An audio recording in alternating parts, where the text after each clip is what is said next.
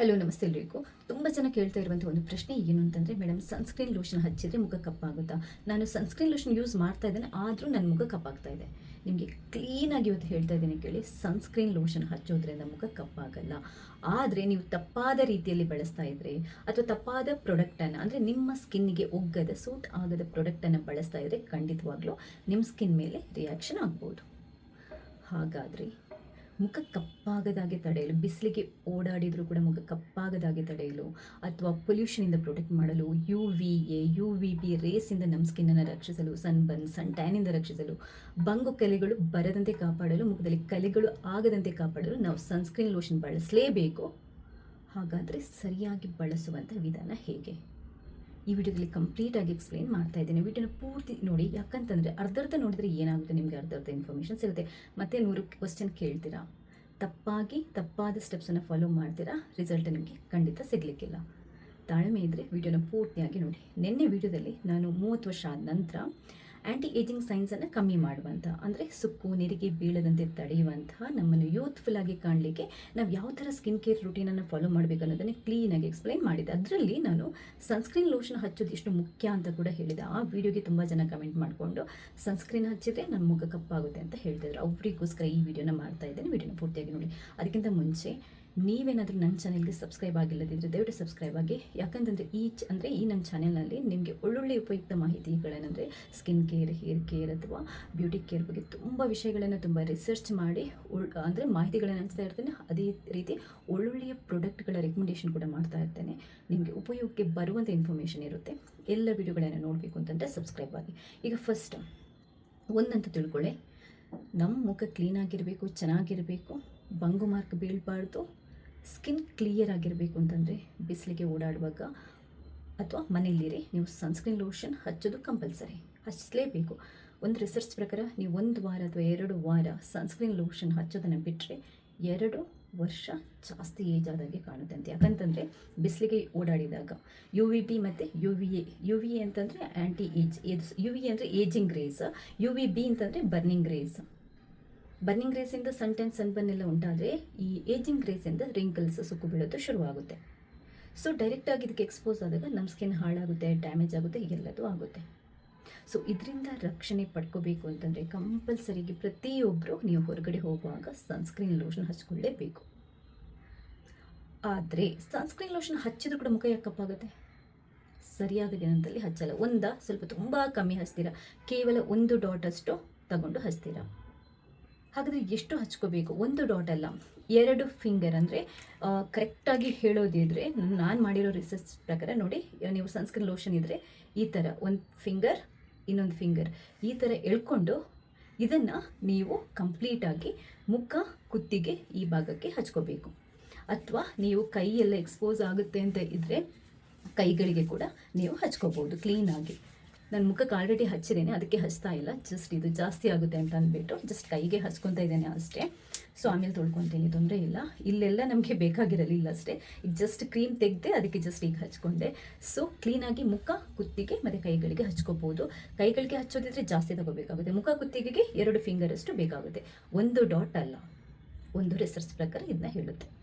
ನಿಮ್ಗೆ ಇನ್ನೊಂದು ಏನು ಅಂತಂದರೆ, ಪ್ರತಿ ಕ್ರೀಮ್ ನೀವು ಲೋಷನ್ ಏನು ತರ್ತೀರಾ ಅದರಲ್ಲಿ ಹೌ ಟು ಯೂಸ್ ಅನ್ನುವಂಥ ಒಂದು ಗೈಡ್ ಇರುತ್ತೆ ನೋಡಿ. ಅದರಲ್ಲಿ ಇರುತ್ತೆ, ಇಲ್ಲಿ ಚಿಕ್ಕದಾಗಿ ಬರೆದಿರ್ತಾರೆ, ಅದರಲ್ಲಿ ಇರುತ್ತೆ. ಅದನ್ನ ನೀವು ಓದ್ಕೊಂಡು ಅದರ ಪ್ರಕಾರ ಉಪಯೋಗ ಮಾಡ್ಬೋದು.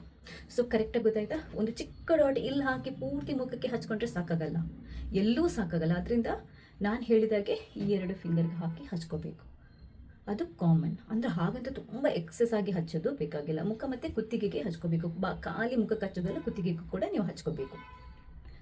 ಇನ್ನೊಂದು, ಕರೆಕ್ಟಾಗಿ ಹಚ್ಚಿದರೆ, ನಾನು ಹೇಳಿದ ರೀತಿಯಲ್ಲಿ ಹಚ್ಚಿದರೆ ಏನೂ ಪ್ರಾಬ್ಲಮ್ ಆಗಲ್ಲ. ಇನ್ನೊಂದು ಏನು ಅಂತಂದರೆ, ಒಂದು ವೇಳೆ ನೀವು ಸ್ವಲ್ಪ ಈ ಸನ್ ಸ್ಕ್ರೀನನ್ನು ಹಾಕೊಂಡು ಹೊರಗಡೆ ಹೋಗ್ತೀರಾ, ನಿಮ್ಗೆ ಬೆವರಿದಾಗ ಕೆಲವೊಂದು ಸರಿ ಕಂಪ್ಲೀಟಾಗಿ ಆ ಕ್ರೀಮ್ ಹೊರಟೋಗುತ್ತೆ. ಅಥವಾ ನೀವು ಮುಖ ತೊಳಿತೀರಾ ಅಥವಾ ಮುಖನ ಕರ್ಚಿಫಲ್ಲೋ ಏನಾದರೂ ರಬ್ ಮಾಡ್ತೀರಾ ಅಂತಂದರೂ ಸನ್ಸ್ಕ್ರೀನ್ ಹೊರಟೋಗುತ್ತೆ. ಅಂಥ ಟೈಮಲ್ಲಿ ಕೂಡ ನಿಮ್ಮ ಮುಖ ಸನ್ಸ್ಕ್ರೀನ್ ಲೋಷನ್ ಹಾಕಿದ್ರೂ ಕೂಡ ಕಪ್ಪಾಗ್ಬೋದು.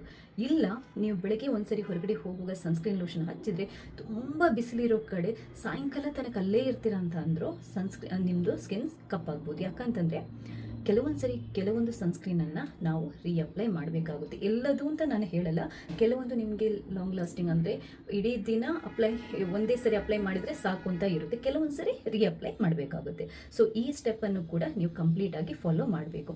ಇನ್ನೊಂದು ಏನು ಅಂತಂದರೆ, ನೀವು ಇದರಲ್ಲಿ ಏನು ಕಂಟೆಂಟ್ ಇದೆ ಅಥವಾ ಈ ಸನ್ ಪ್ರೊಟೆಕ್ಷನ್, ಸನ್ ಅಥವಾ UV ರೇಸ್ ಪ್ರೊಟೆಕ್ಷನ್ ಫ್ಯಾಕ್ಟರ್ಸ್ ಏನಿದೆ ಅದರ ಅನುಸಾರವಾಗಿ ನೀವು ಕರೆಕ್ಟಾಗಿ ಈ ಪ್ರಾಡಕ್ಟನ್ನು ಸೆಲೆಕ್ಟ್ ಮಾಡಿಲ್ಲದಿದ್ದಾಗ ಕೂಡ ಸನ್ಸ್ಕ್ರೀನ್ ಲೋಷನ್ ಹಚ್ಚಿದ್ರೂ ಕೂಡ ಹೊರಗಡೆ ಹೋಗುವಾಗ ನಿಮ್ಮ ಮುಖ ಕಪ್ಪಾಗುತ್ತೆ. ಹಾಗಾದರೆ ಸನ್ಸ್ಕ್ರೀನ್ ಲೋಷನ್ ಯಾವುದನ್ನು ಅಂದರೆ ಉಪಯೋಗ ಮಾಡೋದು, ಯಾವ ಥರ ಸೆಲೆಕ್ಟ್ ಮಾಡೋದು, ಇದು ತುಂಬ ಮುಖ್ಯ. ಅಂದರೆ ನಾನು ಆವಾಗಲೇ ಹೇಳಿದ್ದೇನಲ್ಲ, ಒಂದು ತಪ್ಪಾದ ರೀತಿಯಲ್ಲಿ ಉಪಯೋಗ ಮಾಡೋದು, ಇನ್ನೊಂದು ತಪ್ಪಾದ ಪ್ರಾಡಕ್ಟನ್ನು ಉಪಯೋಗ ಮಾಡೋದು. ತಪ್ಪಾದ ಪ್ರಾಡಕ್ಟ್ ಅಂತಂದರೆ ಯಾವುದು? ಫಸ್ಟ್ ನಿಮ್ಮ ಸ್ಕಿನ್ ಟೈಪ್ ಚೆಕ್ ಮಾಡ್ಕೊಳ್ಳಿ. ಕೆಲವೊಂದು ಸರಿ ಈಗ ನಾನೇನು ಇದನ್ನ ಉಪಯೋಗ ಮಾಡ್ತಾ ಇದ್ದೇನೆ, ಮಿನಿಮಲಿಸ್ಟ್ ಅವ್ರದ್ದು, ಇದು ಆಲ್ ಟೈಪ್ ಆಫ್ ಸ್ಕಿನ್ನಿಗೂ ಆಲ್ಮೋಸ್ಟ್ ಸೂಟ್ ಆಗುತ್ತೆ, ಆಯಿತಾ. ಆದರೆ ನಿಮ್ಮದು ತುಂಬ ಆಯಿಲಿ ಇರೋ ಸ್ಕಿನ್ ಅಂತಂದರೆ ನೀವು ಜೆಲ್ ಬೇಸ್ಡ್ ಸನ್ಸ್ಕ್ರೀನನ್ನು ಉಪಯೋಗ ಮಾಡಬೇಕು. ನಿಮ್ಮದು ತುಂಬ ಡ್ರೈ ಅಂತಂದರೆ ನೀವು ಕ್ರೀಮ್ ಬೇಸ್ಡ್ ಸನ್ಸ್ಕ್ರೀನನ್ನು ಉಪಯೋಗ ಮಾಡಬೇಕು. ಕೆಲವೊಂದು ಸರಿ ಏನಾಗುತ್ತೆ, ನಾವು ಯಾವುದ್ಯಾವುದೋ ಸನ್ಸ್ಕ್ರೀನ್ ಲೋಷನ್ ಹಚ್ಚಿದರೆ ಬೆವರಿಗಿರ್ಬೋದು ಅಥವಾ ನಮ್ಮ ಸ್ಕಿನ್ನಲ್ಲಿ ಜಾಸ್ತಿ ಆಯಿಲ್ ಉತ್ಪತ್ತಿ ಆಗಿ ಸ್ಟಿಕ್ಕಿ ಆಗಿ ಹೊರಗಡೆ ಧೂಳು ಸೇರಿಕೊಂಡು ಆಗ ಕೂಡ ನಮ್ಮ ಸ್ಕಿನ್ ಡಲ್ ಆಗಿ ಕಾಣುತ್ತೆ. ಆದ್ದರಿಂದ ಪ್ರಾಡಕ್ಟನ್ನು ಕರೆಕ್ಟಾಗಿ ಚೂಸ್ ಮಾಡೋದು ತುಂಬ ಮುಖ್ಯ. ಫಸ್ಟ್ ಸ್ಕಿನ್ ಟೈಪ್ ನೋಡಿಕೊಂಡು ಸೆಲೆಕ್ಟ್ ಮಾಡಬೇಕು.